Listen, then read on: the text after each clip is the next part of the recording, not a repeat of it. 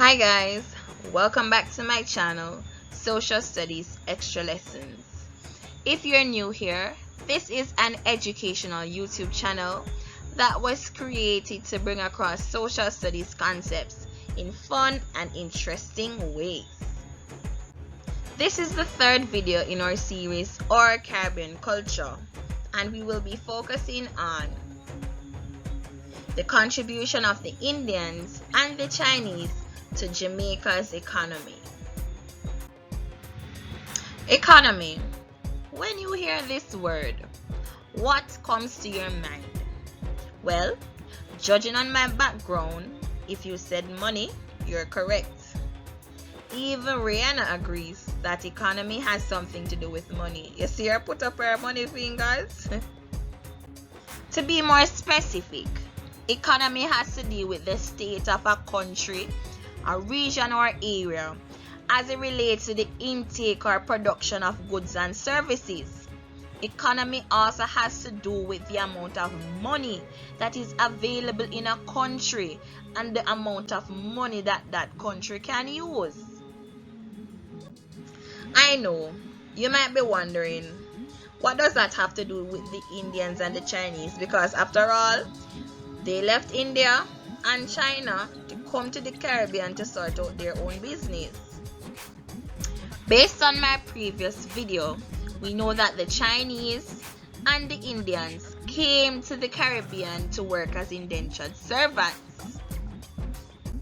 We remembered that some of them didn't like indentureship at all, so some of them pack up them bag and them run straight on the ship and go back to their countries. But a lot of them chose to stay in the Caribbean, in countries like Jamaica and Trinidad and Guyana. And they made those countries, they made our country their home. We know that the Indians and the Chinese who chose to stay, they got some money. And you know what they use those money to do? Guess no man, nobody make me tell you. Yes, you are correct. They use those monies to set up businesses. Yeah, I know. You might be wondering what type of business Miss Bea talk about. I mean, they came here as indentured servants. What do they know about businesses? Come make a reason. Before I even tell you these places of business, come let's have a little chat, right? Have you ever been to downtown Kingston? Or Maypen in Clarendon, or Ocherias in St. Anne?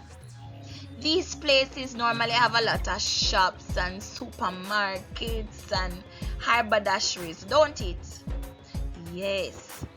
And when you look in these places of business, who do you see normally run and operate and own these places? Yes, now the Chinese and the Indians. Boy, on a bright man, I know that we're getting the hang of the concept now. Yes, these Chinese and Indians have set up a lot of variety stores where you can get hair and makeup and clothes and accessories at cheap prices. Very affordable prices.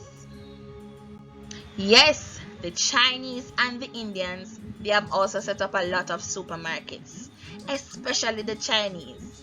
For example, the community that I live in, it has 3 major supermarkets, and guess what? 2 are operated and owned by Chinese persons. Let me tell you a secret about me. You see me? I like to shop on a budget. So I am so grateful that the Indians and Chinese have set up a lot of furniture stores.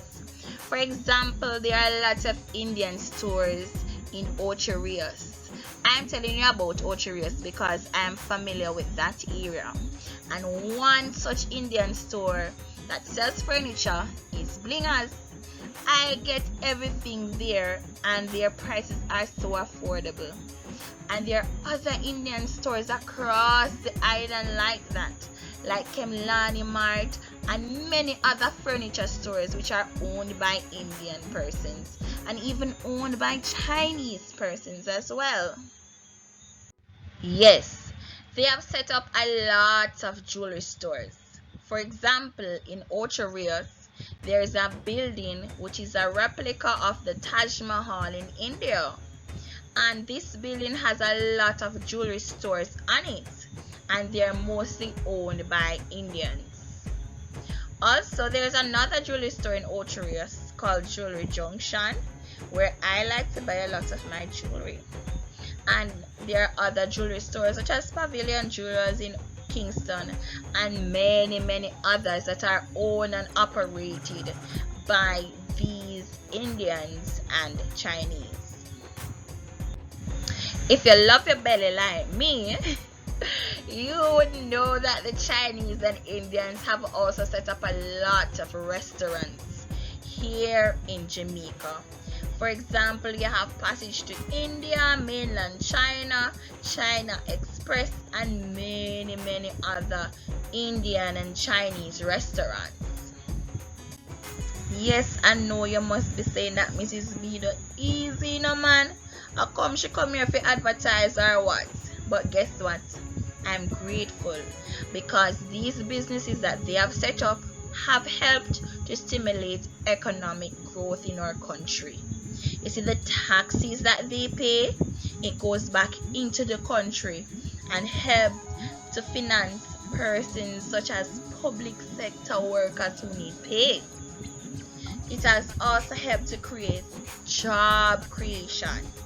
So a lot of the little small man, they can get jobs in these places of business, and these things have helped us to grow tremendously. They have helped our economy, and they allow money and other resources to be available in our little country, Jamaica.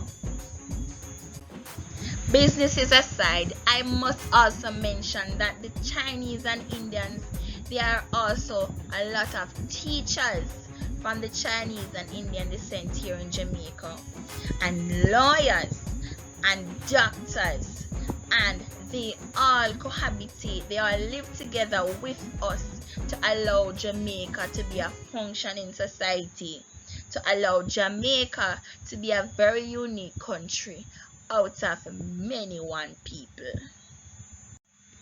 People.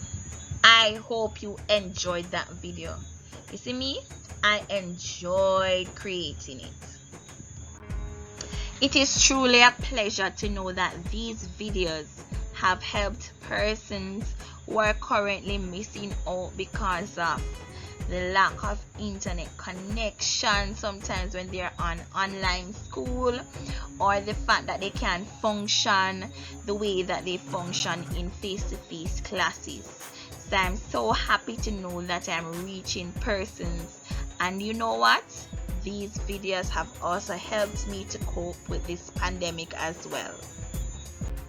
So guys, if you like what you're seeing and you like what you're hearing, don't forget to like this video, share this video, comment something that you learned in this video, and you can even save this video to help you to study for your PEP examinations. Until another video, this is Mrs. B and I'm out.